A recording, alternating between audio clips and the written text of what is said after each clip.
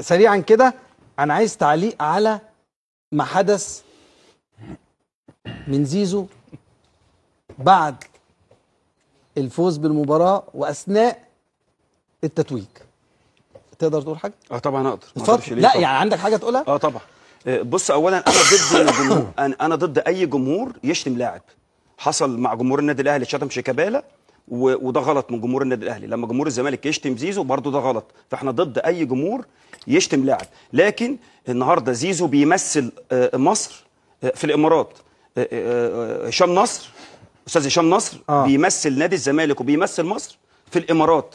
لكن اللي حصل ده لا، دي اهانه لكل اللي واقفين سواء من الاهلي او من الزمالك او من اتحاد الكوره. لكل اللي واقفين عدم سلام زيزو للاستاذ هشام نصر غلط. واللي هيدافع ان يقول لك الجمهور الزمالك بيشتم زيزو، طب ما جمهور النادي الاهلي كان بيشتم شيكابالا، ما طلعتوش دافعتوا عن شيكابالا ليه؟ وردة فعل شيكابالا. فطبيعي يقول لك ردة فعل زيزو ان هو ما يسلمش. لا، لازم تفرق ما بين ان انت لاعب في النادي الاهلي وتفرق ان انت لاعب موجود في الامارات في دوله عربيه. لازم ان احنا كلنا بنمثل بلدنا. طارق، البروتوكول بيقول غلط.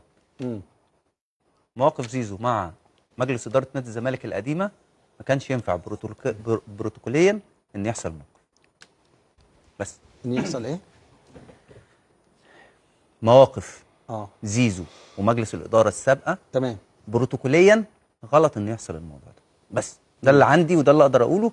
ايه بقى الدواخل ايوه بس انا عروستي برضه.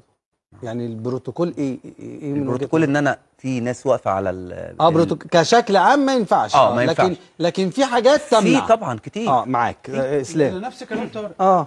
انا الحقيقه دايما مع روح الرياضيه والنادي الاهلي وكابتن خطيب بيعلمونا الكلمه دي دايما على طول. لكن هي في الاخر زيزو على الاقل كان يعني زي ما طارق بيقول بروتوكوليا يسلم والدنيا تمشي. لكن غير كده لا، انا كنت شايف ان هو الحقيقه تعرض لامور كبيره جدا جدا جدا جوه الملعب. وانا عندي فيديوهات الحقيقه بالصوت وبالصوره. بس الموقف ده من الجمهور يا اسلام. لا معلش، خلي بالك برضه انت بشر. لا يعني احنا بشر. طب ما شيكابالا زي ما بيقول لك ده انا بقول لك احنا بشر بنختلف عن بعض. يعني انا بقول لك احنا بشر ليه؟ لان انا احساسي غير احساس طارق، غير احساس دويدار. دويدار يستحمل، اسلام يستحمل، اسامه ما يستحملش، طارق ما يستحملش، انا ما استحملش. انت فاهمني اقصد ايه؟ فاحنا كل واحد مختلف. ولكن عقليه زيزو على اللي انا عارفه واللي انا فاهمه ما كانش المفروض يعمل كده. انا وجهه نظري كان ما كانش. من الواضح ان الموضوع يعني مش وليد الوقت نفسه، لكن هو الموضوع رواسب قديمه.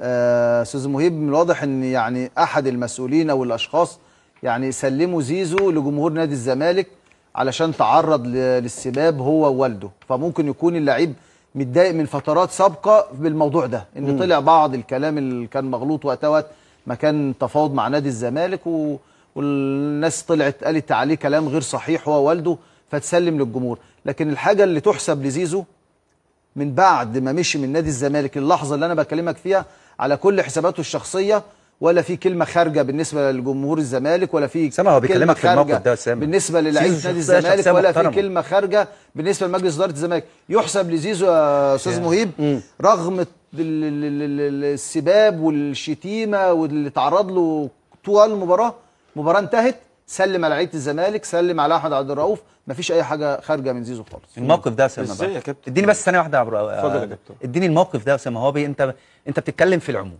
ما انا قلت لك ماشي. ما هو اسامه، ما هو انت قلت اللي يرضي ربنا يا اسلام. لا هنا انت ما غلطتش. انت ما غلطتش في راسب. ما انا قلت الكلام ده النهارده لما طلع على زيزو كلام قبل كده. يعني انت مأيد زيزو ان هو ما يسلمش مثلا؟ ده موقف يرجع لشخص زيزو. انت قلت دلوقتي ممكن ده يتعامل معاه بنفس الموقف، ده يتعامل بموقف كاداره اهلي. لو حضرتك موجود في اداره النادي الاهلي لكن ده موقف تتقبله.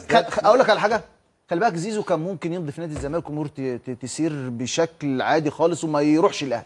ايه اللي غير الدفه كده؟ ايه اللي غير الدفه كده؟ انت موافق يعني يا اسامه على ده؟ معامله وموقف حصل في وقت معين، سلم زيزو ووالده للجمهور وتعرضوا لحمله صعبه جدا. خلي بالك هو ده الموقف. يا جماعه كل ده خلص. زيزو والله الراجل راح النادي الاهلي. انا بتكلم على بروتوكول يا مهيب. طب احنا كل ماتش هنقعد هيبقى فيه مباراة تانية ما بين زيزو والجماهير؟ لا مش جماهير، مش جماهير. إيه؟ لا بص لا بالعكس. طلع الجماهير في المباراة النهارده رغم اللي تعرض له ولا تعرض لجمهور نادي الزمالك باي حاجه حقيقي. ولا على صفحاته الشخصيه من يوم ما مشي من الزمالك في كلمه قالها تسيل الزمالك طلع الجماهير ولا يا مهيب. للمسؤولين ده ولا للعيبه، ما فيش خالص. بروتوكول زيزو عام لعيب محترم، خاص زيزو لعيب بنهائي. محترم، هو لعيب محترم زيزو طبعا. لا انت مركز في الملعب، حضرتك موافق ان مركز في هو الملعب. موافق ان هو ما يسلمش؟